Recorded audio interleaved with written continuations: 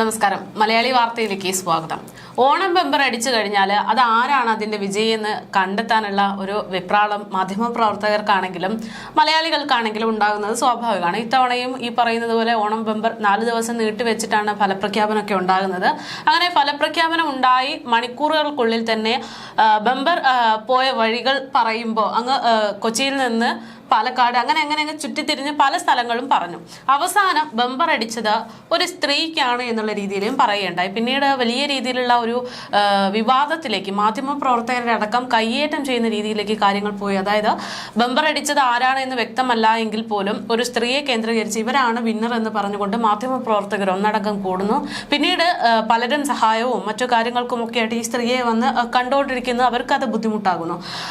ഈ ഒരു വിഷയം ഉണ്ടായതോടുകൂടെ തന്നെ മാധ്യമപ്രവർത്തകരുടെ പ്രവർത്തനങ്ങളെക്കുറിച്ച് ജനങ്ങൾക്ക് ഒരു വലിയ രീതിയിലുള്ള ഒരു പ്രതിഷേധം രേഖപ്പെടുത്തുകയുണ്ടായി. പല ആളുകളും മാധ്യമപ്രവർത്തകരുടെ ഒരു പുച്ഛം എന്നുള്ള രീതിയിലൊക്കെ സംസാരിക്കാൻ തുടങ്ങി. പല ഇത്തരത്തിലുള്ള ലോട്ടറിയുമായി ബന്ധപ്പെട്ടുള്ള വാർത്തകൾക്കടിയിലൊക്കെ നിങ്ങളെപ്പോലെയുള്ളവർ കള്ളം പടച്ചുവിടുന്നു എന്ന തരത്തിലുള്ള കമന്റുകളൊക്കെ ഇടാൻ തുടങ്ങി. എന്ത് തോന്നുന്നു ഈ തവണത്തെ ബമ്പറും ഈ പറയുന്ന ആ ഒരു സ്ത്രീയുടെ അവസ്ഥയും ഒക്കെ കേൾക്കുമ്പോൾ? ഇല്ല, ശരിക്കും ഞാനും ഒരു ക്ഷമാപണം നടത്തണം. കാരണം ഞാനും അങ്ങനെ ഒരു വാർത്ത കൊടുത്തിരുന്നു. ഒരു സ്ത്രീക്കാണ്, നെട്ടൂരിലുള്ള ഒരു വീട്ടമ്മയ്ക്കാണ് ഈ പറയുന്ന പോലെ തന്നെ ബമ്പർ അടിച്ചത് എന്നുള്ള വാർത്ത നമ്മൾ ബ്രേക്ക് ചെയ്തിരുന്നു. പക്ഷേ അങ്ങനെ നമ്മൾ വെറുതെ അങ്ങനെ അങ്ങ് പറഞ്ഞു വെച്ച ഒരു വാർത്തയല്ല അത്. ഈ ഏജന്റ് എന്ന് പറയുന്ന ലതീഷ് മാധ്യമങ്ങളോട് പ്രതികരിച്ചത് ഒരു വീട്ടമ്മയ്ക്ക് ബമ്പർ അടിച്ചു എന്നായിരുന്നു. അപ്പോൾ അത് കഴിഞ്ഞിട്ടാണ്, കാരണം ലോട്ടറി വിറ്റ ആളാണല്ലോ അയാൾ. അപ്പോൾ അയാൾക്ക് ഉറപ്പുണ്ടാകും അതൊരു സ്ത്രീ എന്ന് നമ്മളും കരുതിയത് കൊണ്ടാണ് അങ്ങനെ ഒരു വാർത്ത ചെയ്യുന്നത്. പക്ഷേ എന്തായാലും ആ വീട്ടമ്മയുടെ വീടിൻ്റെ അവിടെയൊന്നും നമ്മൾ പോയില്ല. പക്ഷേ അങ്ങനെ ഒരു വാർത്ത അത് തെറ്റായിരുന്നു. അതുകൊണ്ടാണ് ഇപ്പോൾ ഇങ്ങനെ ഒരു ഖേദപ്രകടനം നടത്തിയത്. ഇവിടെയാണ് ചില ആൾക്കാർ ചോദിക്കുന്നുണ്ട്, ഒരു ബമ്പർ അടിച്ചതിന് മാധ്യമങ്ങൾ എന്തിനാണ് ഇങ്ങനെ കാക്കക്കൂട്ടിൽ കല്ലിട്ടതുപോലെ ഇങ്ങനെ വെപ്രാളം പിടിച്ച് നടക്കുന്നത്? ഇത് മാധ്യമ പ്രവർത്തനമല്ല, മാധ്യമധർമ്മം ഇതിങ്ങനെയല്ല എന്ന് ജനങ്ങൾ മാധ്യമപ്രവർത്തകരെ പഠിപ്പിക്കുന്ന ഒരു കാലം എത്തിയിരിക്കുന്നു എന്നുള്ളതാണ് ഈ ഒരു വാർത്തയോടുകൂടി എനിക്ക് മനസ്സിലായത്. അതായത് തെറ്റായ വാർത്തകൾ നമ്മൾ പലരും പല മാധ്യമങ്ങളിലൂടെയും പുറത്തു വരാറുണ്ട്. ചിലരൊന്നും അതിൽ തെറ്റാണ് എന്നറിഞ്ഞാൽ പോലും അതിലൊരു ഖേദപ്രകടനമൊന്നും നടത്തി നമ്മൾ കാണുന്നില്ല.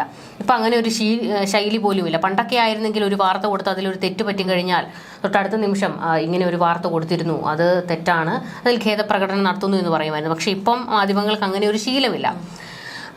ഇവിടെയാണ് ഈ പറയുന്ന വീട്ടമ്മ ആരാണ് എന്ന് ഈ പറയുന്ന ലതീഷ് പറഞ്ഞില്ല.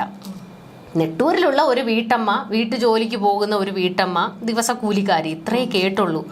അതിനുശേഷം ഈ നെട്ടൂർ ഏരിയ കേന്ദ്രീകരിച്ച് ഈ വീട്ടമ്മ ആരാണ് എന്ന് കണ്ടെത്താനുള്ള ഒരു നീക്കത്തിലേക്ക് ഈ മാധ്യമങ്ങളെല്ലാം കടക്കുന്നു. മറ്റെല്ലാ വാർത്തകളും മാറ്റിവെച്ചിട്ട് ബമ്പർ അടിച്ച സ്ത്രീയെ കണ്ടെത്താൻ പോകുന്നു. ഇത് അതായത് ബ്രേക്ക് ചെയ്യുക എന്നുള്ളതാണ്. വീട്ടമ്മ ആരാണ് എന്ന് ആദ്യം ഞങ്ങൾ കണ്ടെത്തി വാർത്ത കൊടുക്കുന്നു, ഞങ്ങളുടെ വാർത്ത ആദ്യം പോകുന്നു എന്ന് കാണിക്കാനുള്ള ഒരു ചടുലമായ നീക്കം. പക്ഷെ അത് ബമ്പറിന്റെ കാര്യത്തിൽ അടപടലം പൊളിഞ്ഞുപോയി. നമ്മൾ കാര്യങ്ങൾ കൃത്യമായി അന്വേഷിക്കാതെ വാർത്ത കൊടുക്കുന്നത് കൊണ്ട് വരുന്ന ഒരു പ്രശ്നമാണത്. ഇങ്ങനെ നമ്മൾ ചെയ്തു കഴിഞ്ഞാൽ പിന്നീട് ഉണ്ടാകാൻ പോകുന്നത് സത്യം പറഞ്ഞാൽ പോലും വിശ്വസിക്കാത്ത ഒരു സാഹചര്യം ഉണ്ടാകും. ഇപ്പോൾ തന്നെ പല വാർത്തകൾക്ക് താഴെയും വരാറുണ്ട്, നീയൊക്കെയല്ലേ പറയുന്നത്, എങ്ങനെ വിശ്വസിക്കാൻ കഴിയുമെന്നുള്ള കമന്റുകൾ വരാറുണ്ട്. അപ്പോൾ ഇത് മാധ്യമപ്രവർത്തകർക്ക് നേരെ ജനങ്ങൾ വിരൽ ചൂണ്ടുന്നതിൻ്റെ ആദ്യ ലക്ഷണമാണ്.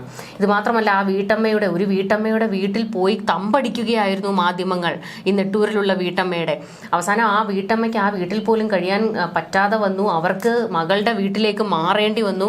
അവർ പലതവണ പറഞ്ഞു എനിക്കല്ല ലോട്ടറി അടിച്ചത് എന്ന് പറഞ്ഞിട്ട് പോലും ചില വ്ളോഗർമാർ ഉൾപ്പെടെ അത് കേൾക്കാതെ ഈ സ്ത്രീയുടെ വീട് പരിസരത്ത് കിടന്ന് കറങ്ങുകയായിരുന്നു.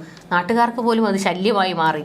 അങ്ങനെയാണ് കൃത്യമായി നാട്ടുകാർ അവിടെ ഇടപെടുന്നത്. നാട്ടുകാർ ഈ മാധ്യമപ്രവർത്തകർക്ക് നേരെ തിരിയുകയും പ്രതിഷേധങ്ങൾ നാട്ടുകാർ രേഖപ്പെടുത്തുകയും ചെയ്തതോടുകൂടി മാധ്യമങ്ങൾക്ക് പിന്മാറേണ്ടി വന്നതാണ്. ഒന്ന് ആലോചിച്ച് നോക്കുക. ഇപ്പോൾ ആ വീട്ടമ്മ എവിടെയോ ഒരു ജോലി ചെയ്യുന്ന വീട്ടമ്മയാണ്. ഇപ്പോൾ അവരെ വീട്ടിൽ കണ്ടില്ല, ഇന്നടുത്താണ് ജോലി ചെയ്യുന്നതെന്നും പറഞ്ഞൊരു വാർത്ത വന്നു കഴിഞ്ഞാൽ നേരെ മാധ്യമങ്ങൾ അങ്ങോട്ടേക്ക് ഓടുകയാണ്. അവരുടെ ജോലിയെ പോലും ബാധിക്കുന്ന ഒരു വിഷയമായിട്ട് അത് മാറും. അപ്പോൾ ഈ പേടിയൊക്കെ കൊണ്ട് തന്നെയാകാം യഥാർത്ഥ ഭാഗ്യശാലി ശരത്തൊന്ന് മാറി നിന്നത്. ഇതിനു മുൻപ് 2023 ബമ്പർ അടിച്ച അനൂപിന്റെ അവസ്ഥ നമ്മൾ കണ്ടതാണ്. അന്ന് അനൂപിന് വീട് പൂട്ടി പോകേണ്ടി വന്നു. അങ്ങനെ പോയപ്പോഴത്തേക്കും പലരും കമന്റ് ചെയ്തത് ഒരു ഗതിയും പരഗതിയും ഇല്ലാതെ കിടന്നവനൊക്കെ ഒരു ലോട്ടറി അടിച്ചപ്പോഴത്തേക്ക് വലിയ ഒരാളായി എന്നുള്ളതാണ്. അങ്ങനെയല്ല നമ്മൾ അതിനെ കാണേണ്ടത്. കാരണം ബമ്പർ അടിക്കുമ്പോൾ ഒന്ന് ആലോചിച്ച് നോക്കുക, ഒരു 25 കോടി അടിക്കുന്നു, 10-15 കോടി രൂപ നമ്മുടെ അക്കൗണ്ടിലേക്ക് വരുന്നു എന്ന് പറയുമ്പോഴത്തേക്ക് ഒരു സാധാരണക്കാരൻ എന്ന നിലയിൽ നമ്മുടെ കിളി പോകും. പിന്നെ ഇതെന്ത് ചെയ്യണം എന്നുള്ളൊരു വെപ്രാളമാണ്. ഈ പൈസ എങ്ങനെ നമ്മൾ നല്ല രീതിയിൽ വിനിയോഗിക്കണം, ഈ ടിക്കറ്റ് ഭദ്രമായിട്ട് എങ്ങനെ വെക്കണം, അങ്ങനെയുള്ള ആവലാതികളൊക്കെ ഇവർക്കുണ്ടാകും.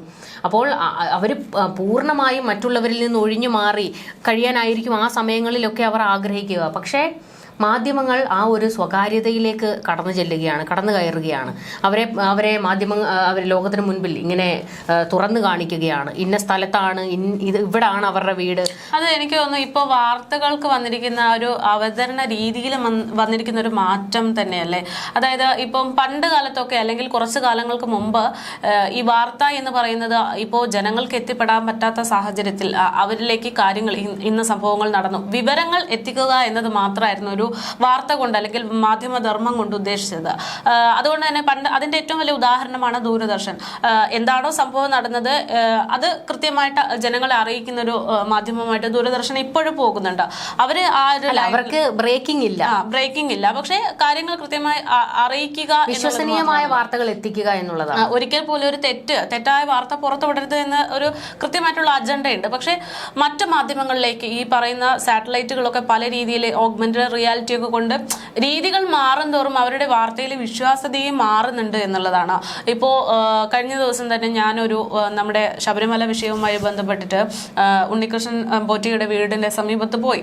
ആ സമയത്ത് അവിടെ ഒരുപാട് മാധ്യമപ്രവർത്തകർ അവരുടെ വീടിന് ചുറ്റിലും നിൽക്കുവാണ്. ഈ പറയുന്നത് പോലെ സംശയങ്ങൾ മാത്രമേ ആ തുടക്കത്തിൽ ഉണ്ടായിരുന്നുള്ളൂ.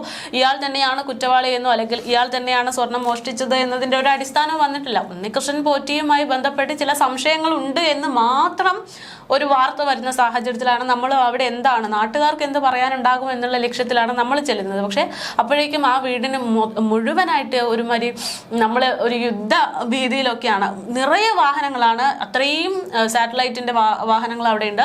ഇവർ ഒരാൾ അങ്ങോട്ടോ ഇങ്ങോട്ടോ അനങ്ങുന്നില്ല. ഈ പറയുന്ന ഉണ്ണികൃഷ്ണൻ പോറ്റി പറയുന്നത് മാധ്യമങ്ങളോട് പ്രതികരിക്കാനില്ല എന്ന് തീർച്ചയായിട്ടും പറഞ്ഞു. പ്രത്യേകിച്ച് അദ്ദേഹത്തിന്റെ അച്ഛന്റെ മരണാനന്തര എന്തൊക്കെയോ ചടങ്ങുകൾ നടന്നുകൊണ്ടിരിക്കുകയായിരുന്നു. അപ്പോൾ എന്തായാലും ഇപ്പോൾ മാധ്യമങ്ങളോട് ഞാൻ സംസാരിക്കില്ല എന്ന് വ്യക്തമായി പറഞ്ഞു കഴിഞ്ഞു.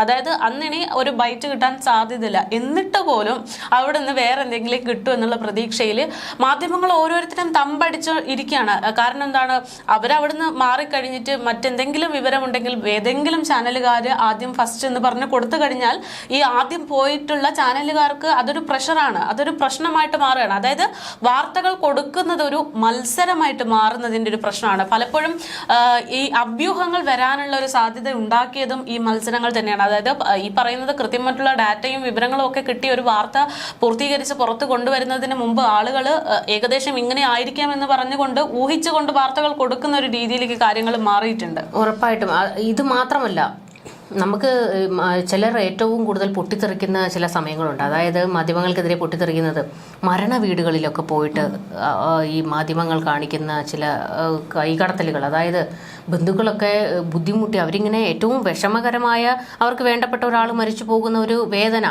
അതിൽ നിൽക്കുമ്പോൾ അവരുടെ അണ്ണാക്കിനകത്ത് കൊണ്ടുവന്ന് നീയൊക്കെ മൈക്ക് വെക്കൂടാ എന്ന് ചോദിച്ചുകൊണ്ട് പൊട്ടിത്തെറിക്കുന്ന സംഭവങ്ങൾ വരെ ഉണ്ടായിട്ടുണ്ട്. അതെനിക്ക് തോന്നുന്നു ഈ പറയുന്ന എല്ലാവരെയും നമുക്കത് അടച്ചാക്ഷേപിക്കാൻ പറ്റില്ല. കാരണം മരണ സ്ഥലത്ത് പോകുമ്പോൾ എങ്ങനെ ബിഹേവ് ചെയ്യണം എന്നതൊക്കെ ഇപ്പം മാധ്യമ പ്രവർത്തനം എന്ന് പറയുന്നത് ഒരു ജേർണലിസം ഫീൽഡ് പഠിച്ച് ഇറങ്ങുന്നവർക്ക് മാത്രം ചെയ്യാൻ പറ്റുന്ന കാര്യമല്ല. അത് ഒരുപക്ഷെ കുറച്ചൊരു വിവേകം കൂടെ ഉണ്ടെങ്കിൽ മാത്രം ചെയ്യാൻ പറ്റൊരു. ഇത് പറയുമ്പോൾ എനിക്ക് തോന്നുന്ന ഒരു കാര്യം ഏറ്റവും പ്രധാനപ്പെട്ടതായിട്ട് പറയാനുള്ളത്, നമ്മുടെ ഇവിടുത്തെ ഒരു മുതിർന്ന മാധ്യമ പ്രവർത്തകൻ നികേഷ് കുമാർ ഉമ്മൻചാണ്ടി മരിക്കുന്ന സമയത്ത് മൃതദേഹം കൊണ്ടുവയ്ക്കുന്ന സമയത്ത് മറ്റു മാധ്യമങ്ങളൊക്കെ ഇങ്ങനെ മാറി നിന്ന് വീഡിയോ എടുത്തുകൊണ്ടിരിക്കുകയാണ്. ഇവർ മാത്രം അങ്ങോട്ട് പോകുന്നു ഇങ്ങോട്ട് പോകുന്നു, കിടന്ന് വട്ടം കറങ്ങുന്നു. ഇത് കണ്ടപ്പോഴത്തേക്ക് ആൾക്കാർ പൊട്ടിത്തെറിക്കുകയാണ്. കാരണം അദ്ദേഹത്തെ അവസാനമായി ഒന്ന് കാണാൻ എത്രയോ ആൾക്കാരാണ് അവിടേക്ക് വരുന്നത്. അപ്പം അതിനെ ബുദ്ധിമുട്ടിലാക്കുന്ന രീതിയിലേക്ക് പോകുമ്പോൾ ഈ മുതിർന്ന മാധ്യമ പ്രവർത്തകനാകുമ്പോൾ അവിടെ വിവേകം കൂടിപ്പോയതിന്റെ പ്രശ്നമാണ്. അപ്പം ഇത് ബ്രേക്കിംഗ് എന്നുള്ള ഒരു രീതിയിലേക്ക് വരുമ്പോഴത്തേക്കാണ് ഇതിൽ ഒരുപാട് മാറ്റങ്ങൾ വന്നത്. ഇത് ഏറ്റവും ഇപ്പൊ അത് കൃത്യമായി സംസാരിക്കണമെന്ന് തോന്നിയത് ഈ വീട്ടമ്മയുടെ വിഷയം വന്നതോടുകൂടി തന്നെയാണ്. അവരുടെ സ്വകാര്യതയിലേക്ക് നമ്മൾ കടന്നു കയറി. ഉറപ്പായിട്ടും അവർക്ക് ജോലിക്ക് പോകുന്ന സ്ത്രീയാണ്, അവർക്ക് അന്നന്നത്തെ ശമ്പളം കൊണ്ട് കഴിയുന്ന ഒരു സ്ത്രീയാണ്, അവർക്ക് ജോലിക്ക് പോകാൻ 2-3 ദിവസം പോകാൻ പറ്റാതെ ഒരു സാഹചര്യം ഉണ്ടാകുക, സ്വന്തം വീട്ടിൽ അവർക്ക് മനസമാധാനത്തോടെ ഒന്നും ഉറങ്ങാൻ പറ്റാത്ത സ്ഥിതി ഉണ്ടാകുക. അവർ പറയുന്നു എനിക്ക് ലോട്ടറി അടിച്ചിട്ടില്ല എന്ന് പറഞ്ഞിട്ടും അത് വിശ്വസിക്കാൻ തയ്യാറാകാതെ അവിടെ തന്നെ ചുറ്റിപ്പറ്റി നിൽക്കുന്ന മാധ്യമപ്രവർത്തകർ. അപ്പോൾ അത്തരത്തിൽ വലിയൊരു രീതിയിലേക്ക്, അതായത് ജനങ്ങൾ കൈവിട്ട ഒരു നിലപാട് സ്വീകരിക്കുന്ന അവസ്ഥയിലേക്ക് പോകും. ഇതിന്റെ കൂടെ തന്നെ മറ്റൊരു കാര്യം കൂടെ പറയാനുള്ളത്, ഈ വാർത്തകൾ കൊടുക്കുന്ന സമയത്ത് പ്രേക്ഷകരിൽ ഉണ്ടായിട്ടുള്ള ഒരു മാറ്റവും ഉണ്ട്. നമ്മൾ അതും കാണണം. തീർച്ചയായിട്ടും ഒരുപാട് ആൾക്കാർ പറയാറുണ്ട് നിങ്ങൾക്ക് നല്ല വാർത്തകൾ എന്തെങ്കിലുമൊക്കെ കൊടുത്തുകൂടെ, എപ്പോഴും ഇങ്ങനെ നെഗറ്റീവ് മാത്രം പറഞ്ഞുകൊണ്ടിരിക്കാതെ. പക്ഷേ ഇവിടുത്തെ ഒട്ടുമുക്കാൽ പ്രേക്ഷകർക്കും നെഗറ്റീവ് കേൾക്കാനാണ് താല്പര്യം. നല്ല വാർത്തകൾ കൊടുക്കുമ്പോൾ ആർക്കും അത് കേൾക്കാനോ ഒന്നും താല്പര്യമില്ല. അങ്ങനത്തെ ഒരു ഉറപ്പായിട്ടും പ്രേക്ഷകർക്ക് എന്താണോ ഇഷ്ടമുള്ളത് നമ്മൾ ആ ഒരു ലൈനിൽ വാർത്തകൾ ചെയ്യുക എന്നുള്ളതാണ് സ്വാഭാവികമായിട്ടും മാധ്യമപ്രവർത്തകർ ചെയ്യുന്നത്. അപ്പോൾ നമ്മൾ ഒരുപാട് നല്ല വാർത്തകൾ ചെയ്യുമ്പോൾ അത് 100-200 പേര് കാണുമ്പോൾ അതേ സ്ഥാനത്ത് വേറെ എന്തെങ്കിലും ഒരിക്കലും സംഭവിക്കാൻ പാടില്ലാത്ത അത്രയും മോശമായിട്ടുള്ള ഒരു കാര്യം സംഭവിച്ചിട്ട് സ്ത്രീ വിഷയം റിപ്പോർട്ട് ചെയ്യുമ്പോൾ അതിന് 200 ലക്ഷം മില്യൺ അങ്ങനെയൊക്കെയാണ് ആളുകൾ കാണുന്നത്. അപ്പം ജനങ്ങളിലെ ഒരു രീതിയുണ്ട്, അതായത് എങ്ങനെയാണ് കാര്യങ്ങളെ നോക്കി കാണുന്നത് എന്നുള്ള രീതി. അപ്പോൾ അതിലൊക്കെ മാറ്റങ്ങളാണ് ഈ മാധ്യമപ്രവർത്തകരെ കൊണ്ട് ഓരോ കാര്യങ്ങൾ ചെയ്യിക്കുന്നത് എന്നുള്ളത്. പക്ഷേ നമ്മളിപ്പോൾ പറഞ്ഞു തുടങ്ങിയപ്പോൾ ഒരു കാര്യം കൂടെ വിട്ടു. അതായത് ബമ്പറിന്റെ സാഹചര്യത്തിൽ ആ സ്ത്രീക്ക് ഉണ്ടായ ബുദ്ധിമുട്ടുകളെ കുറിച്ചാണ്, അല്ലെങ്കിൽ മാധ്യമപ്രവർത്തനം എങ്ങനെയാണ് മറ്റൊരു വ്യക്തിയുടെ സ്വകാര്യ ജീവിതത്തെ ഹനിക്കുന്നത് എന്ന് വ്യക്തമായിട്ട് കാണിച്ചു തന്നു. ഒരു കാര്യം കൂടെ ഇവിടെയുണ്ട്, അധികം ആരും ശ്രദ്ധിച്ചിട്ടില്ല. പക്ഷേ എങ്കിൽ പോലും ഇപ്പോൾ ഈ സ്ത്രീയുടേതല്ലാതെ മറ്റൊരു സ്ത്രീയുടെ ഫോട്ടോ സമൂഹ മാധ്യമങ്ങളിലൊക്കെ കറങ്ങുന്നുണ്ട്. അതായത് AI ഉപയോഗിച്ചുള്ള ഒരു ഫോട്ടോ. അതായത് നമ്മുടെ നാട്ടിലെ നമുക്കിടയിൽ പോലും ഇത്തരത്തിൽ എങ്ങനെയാണ് ഒരു AI ഇത്തരത്തിലുള്ള സംവിധാനങ്ങൾ ദുരുപയോഗം ചെയ്യാൻ സാധ്യതയുള്ളത് എന്നതിൻ്റെ ഏറ്റവും വലിയൊരു തെളിവാണ്. അതായത് മുഖം പോലും അറിയില്ല ആരാണ് വിജയ് എന്നൊന്നും അറിയാത്തൊരു സാഹചര്യത്തിലാണ് AI-യിലെ ഒരു ഫോട്ടോ, അതും ഒരു യഥാർത്ഥ സ്ത്രീ എന്ന് തോന്നുന്ന ഒരു ഫോട്ടോ, ഇതാണ് വിജയ് എന്ന് പറഞ്ഞു കൊണ്ടുവരുന്നത്. ഒരു കഥനകഥ ഉണ്ടായിരുന്നു അതിന്റെ കൂട്ടത്തിൽ. ഒരു സ്ത്രീയുടെ ഫോട്ടോ കാണിച്ചിട്ട് ഒരു കഥനകഥ ഉണ്ടായിരുന്നു. നീലി ആടിനെ വിറ്റിട്ട് ഓണം ഒരുങ്ങാൻ നീലി ആടിനെ വിറ്റിട്ട് ആ പൈസയിൽ നിന്നാണ് വിമല എന്ന് പറയുന്ന സ്ത്രീ ടിക്കറ്റ് എടുത്തത്. ആ ടിക്കറ്റിനാണ് ബമ്പർ അടിച്ചത്. ആ നീലിയാടിനെ വാങ്ങിയവർ ഞങ്ങൾക്ക് ആ ആടിനെ തിരികെ തരണം, എത്ര രൂപ വേണമെങ്കിലും ഞങ്ങൾ തന്ന് തിരികെ എടുത്തുകൊള്ളാം. ഇത് മാത്രമല്ല, ഞങ്ങളെ പോലെ ബുദ്ധിമുട്ടുന്ന ആരെങ്കിലും ഉണ്ടെങ്കിൽ ഞങ്ങളെ വന്ന് സമീപിക്കുക, ഞങ്ങൾ സഹായിക്കാം എന്ന് പറഞ്ഞുകൊണ്ട് ഒരു കുറിപ്പും പ്രചരിച്ചത്. ഇത് ഏതോ ഒരു ആള് പടച്ചുവിട്ട ഒരു സംഭവമാണ്. പക്ഷെ അത് പെട്ടെന്ന് കയറി അങ്ങ് വൈറലായി. ഇതിന്റെ ഒന്നും ഈ പറയുന്ന പോലെ തന്നെ ഈ സൈബർ വിങ്ങിന് എവിടേക്ക് ഓടിയെത്താൻ കഴിയും ഇത്തരത്തിലുള്ള ഉറവിടം കണ്ടെത്തുന്നതിന് വേണ്ടി. അതുകൊണ്ട് അവരും പലതും ഒഴിവാക്കി വിടുകയാണ്.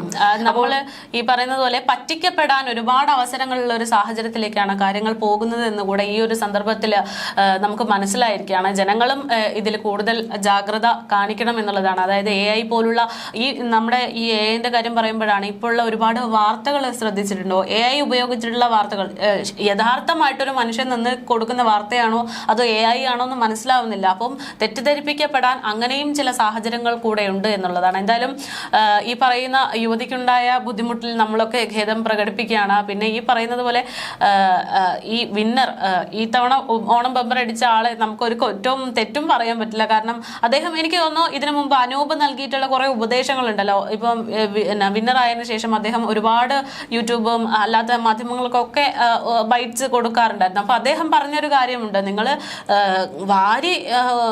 ഒരുപാട് പണം എടുത്ത് ഉപയോഗിക്കാതെ കൃത്യമായി പ്ലാൻ ചെയ്ത് കഴിഞ്ഞു കഴിഞ്ഞാൽ അത് മുന്നോട്ടേക്ക് നല്ല എഫക്റ്റ് ആകും എന്നുള്ളൊരു ഉപദേശം നൽകിയിട്ടുണ്ട്. എനിക്ക് തോന്നുന്നു ശരത്തും ചെയ്തത് അത് തന്നെയാണെന്ന്. അതായത് സുഹൃത്തുക്കൾക്കൊപ്പം നിന്നാണ് ഈ ഫലപ്രഖ്യാപനം കാണുന്നത്. പക്ഷേ തനിക്കാണ് ആ ടിക്കറ്റ് അടിച്ചത് എന്ന് മനസ്സിലായപ്പം ചെറുതായിട്ടൊന്ന് വീട്ടിലൊന്ന് ഹോസ്പിറ്റൽ കേസ് ഉണ്ടെന്ന് പറഞ്ഞ് അവിടെ നിന്ന് പോകുന്നു. പോയി സഹോദരൻ്റെ അടുത്ത് കാര്യം പറയുന്നു. അത് രഹസ്യമായിട്ട് 2 ദിവസത്തോളം വെക്കാൻ പറ്റുന്നു എന്നൊക്കെ പറയുന്നത് അദ്ദേഹത്തിന് കൃത്യമായിട്ടുള്ള ഒരു പ്ലാനിങ് ഉണ്ട് എന്ന് തന്നെ വ്യക്തമാകുന്നതാണ്. എന്തായാലും കൂടുതൽ ആളുകൾ ഈ പറയുന്നത് പോലെ എന്തെങ്കിലും പ്രശ്നം ഉണ്ടാകുമ്പോഴത്തേക്കും സഹായിക്കുമോ എന്ന് ചെന്ന് പറഞ്ഞ് അവരെ ബുദ്ധിമുട്ടിക്കുന്നതിലും അർത്ഥമില്ല. കാരണം എന്ന് വെച്ചാൽ നമ്മളെ സംബന്ധിച്ച് നമ്മളൊരു ചെറിയ പണത്തിന് വേണ്ടി അദ്ദേഹത്തിനെ സമീപിക്കുന്നത് തന്നില്ല എന്നുള്ള ഒരു ചിന്താഗതിയായിരിക്കും. പക്ഷെ അതുപോലെ ഒരു 100 ആൾ ചെന്ന് കഴിഞ്ഞാൽ ഈ പറയുന്ന സമ്മാനത്തിന്റെ അപ്പുറത്തേക്കുള്ള തുകയാകും. അപ്പോൾ അവര് കണ്ടറിഞ്ഞ് എന്തെങ്കിലും സഹായിക്കുന്നുണ്ടെങ്കിൽ ചെയ്യട്ടെ എന്ന് മാത്രം ആണ് ജനങ്ങൾ ഈ പറയുന്നത് പോലെ അദ്ദേഹത്തിന്റെയും സ്വൈര ജീവിതത്തിന് ഒരു അവസരം നൽകി കൊടുക്കണമെന്ന് മാത്രം തടസ്സമാകരുത് സ്വൈര ജീവിതത്തിൽ. അതെ, തീർച്ചയായിട്ടും. കൂടുതൽ ചർച്ചകളുമായി കാണാം. നമസ്കാരം.